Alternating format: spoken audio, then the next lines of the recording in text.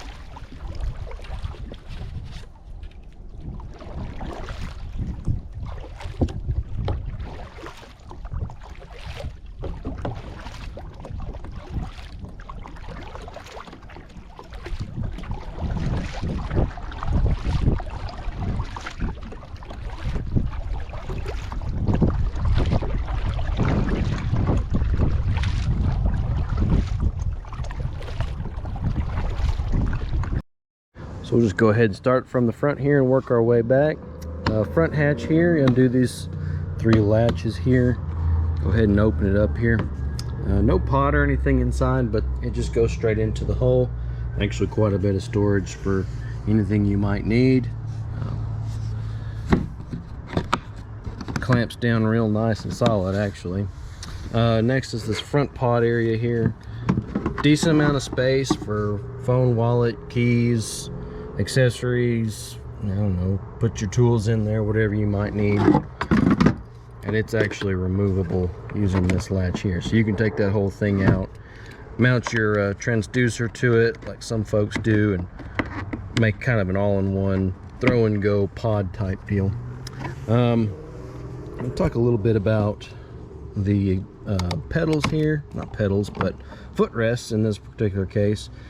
You actually rotate this thing as such, and that's how you end up moving it up and down. And then when you want to find your spot in your spot, you just twist this back and it locks into place just like so. 2 sets of gear track on either side here, paddle holders on both sides actually. Biggest thing I want to talk about, and then I really like this about this kayak, is the seat. It's incredibly comfortable.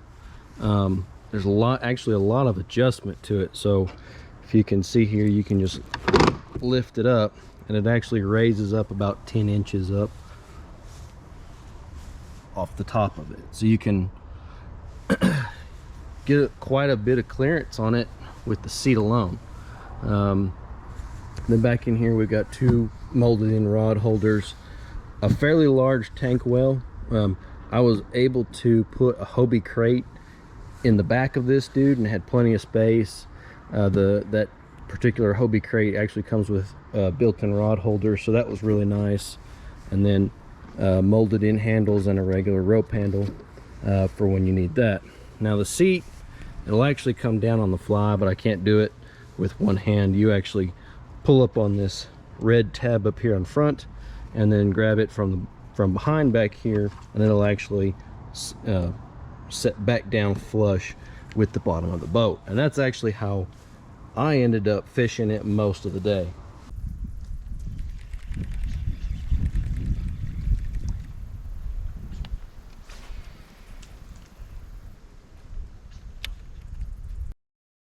So I went ahead and move the seat back down into that flush position just to give y'all an idea of how I fished it on Saturday.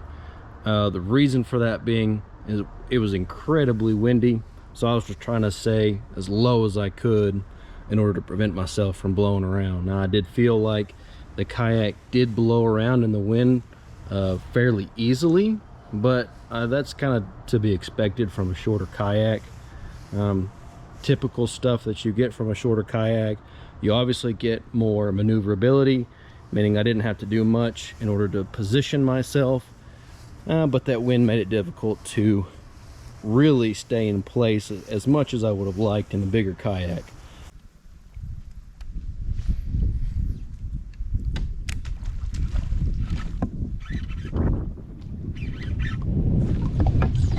God damn it.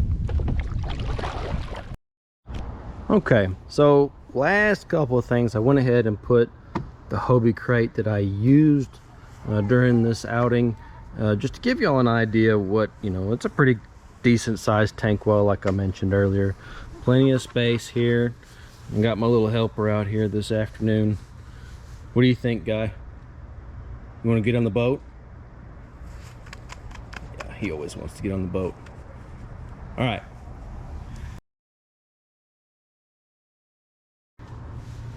All right, went ahead and put the kid on the boat because he just couldn't stand it. But I really do like this boat for a 10-foot boat. It's a little heavy. I think they're 77 pounds without the seat. So you can imagine they're probably pushing about 80 pounds with the seat, and then probably close to 100 with a toddler on it. Now, I think the extra weight probably lent itself to tracking a little bit better than most 10-foot boats that I've had the pleasure of paddling. So there is that. And as you can see, there's plenty of space in that Hobie crate there.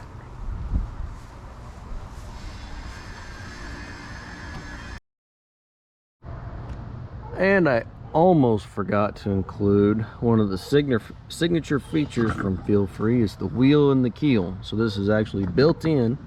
It's actually fairly handy. You can drag it around without scraping up the hull and messing things up. And yeah, I've used it quite a bit here around the house, just moving it around from the garage to the backyard. And